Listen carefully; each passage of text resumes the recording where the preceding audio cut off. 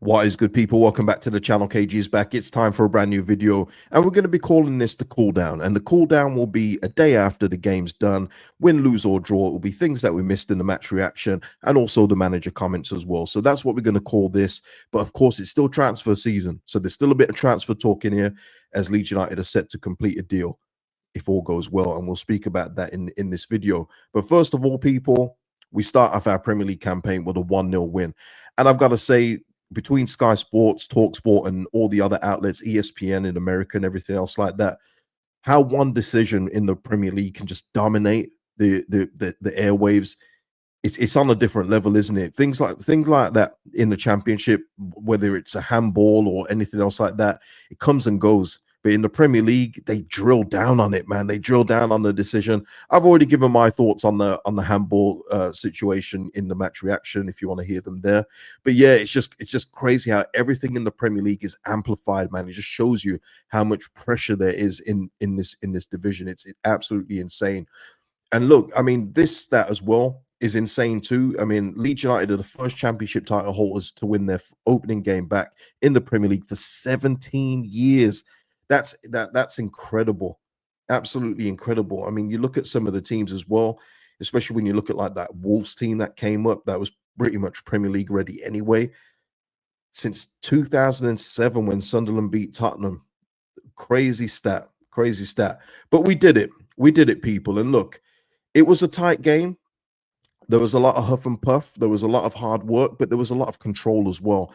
And Farke said here, overall a tight game, hard fought and well-deserved win. Very dominant in the first half. I was worried as a new side. When you're dominant like that, you have to reward yourself. Everton could come into the game, score, and the story changes. And that's what I said in the match reaction. It had been very easy for Everton, once they came back in the second half, to put away that first half and say, you know what, now we're going to see what we can do.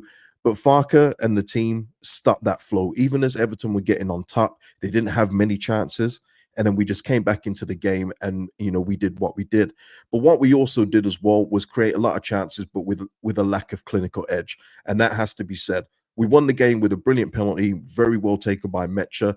But we saw this in the Championship last season at times. And whereas in the Championship, you get chance after chance after chance, you can see that the clear-cut or half chances are very limited, even against a team like Everton.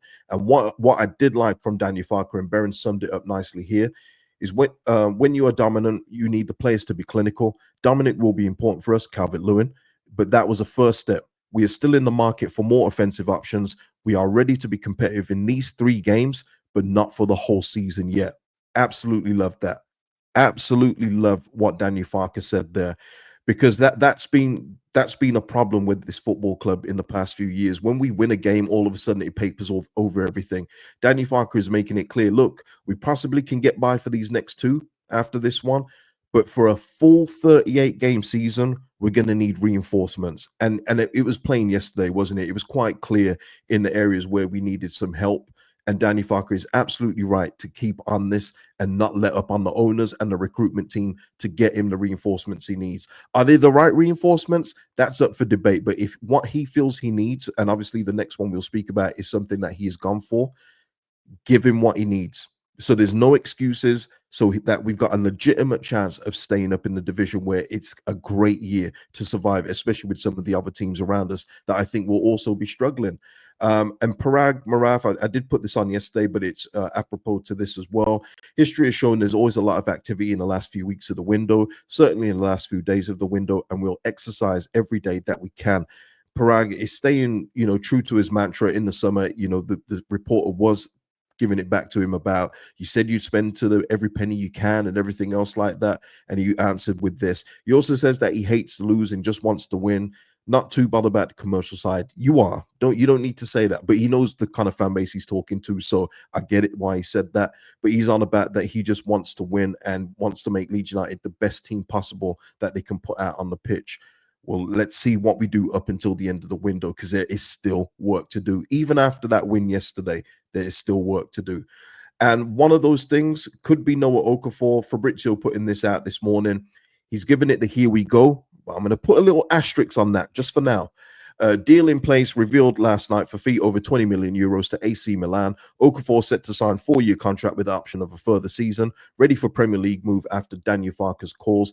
Travel for medical scheduled in the next 24 hours. And just to confirm on that, the fee, because I know there's different fees being bandied around, as in like a low base fee, like around 13 million. That may be true, but when the deal is done, it will be over 21 million euros, which is around 18 million pounds. Now, the key thing for me here, and why I put an asterisk next to it, is that the medical is scheduled for tomorrow. So in that case, you can't really say that this is done yet with his history. I'm sure that it will go through. I'm sure that they will, put it through and there'll be no problems. But you've got to say with Okafor, who has failed a couple of medicals previously, that it's not done yet. So at this stage, I know Fabrizio's giving it the here we go, but I'm gonna just say it is done, but it might not be. One of those, just because of his medical history and the way that he's failed them before. So we will see. This one looks like it's done, and we know that we only get one thing at a time done, so there's nothing else to report of as of today. But what I do want to just say is that Kostas Tsimikas, an update with him is that if he doesn't get Premier League offers, that he will go into Europe, and he could even return to Greece if necessary. Don't let that happen, man. Leeds United, we can utilize the low market here.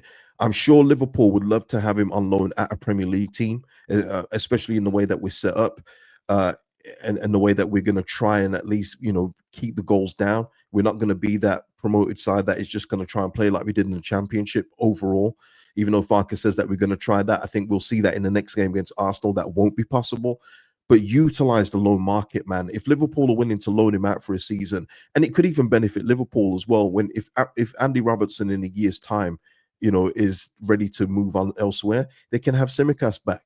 I just feel like it just makes so much sense, and I don't know why we wouldn't be in for it. And listen, shout out to Goodmanson as well for his performance. I know I said everyone basically played well yesterday, barring a couple.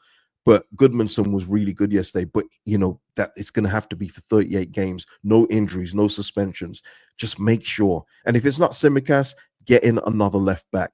Be sure. James Justin, it's still up in the air at the moment as they're still assessing their injury as I speak right now. So we'll see what happens with that. I don't think there's been a report back for James Justin as of yet.